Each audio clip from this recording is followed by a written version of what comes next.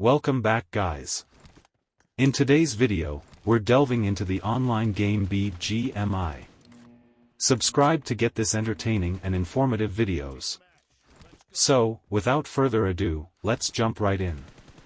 Today we are going to look how to use room card in BGMI. So let's start. First go to Inventory, click on Create Box. Then click on Room Card and Use.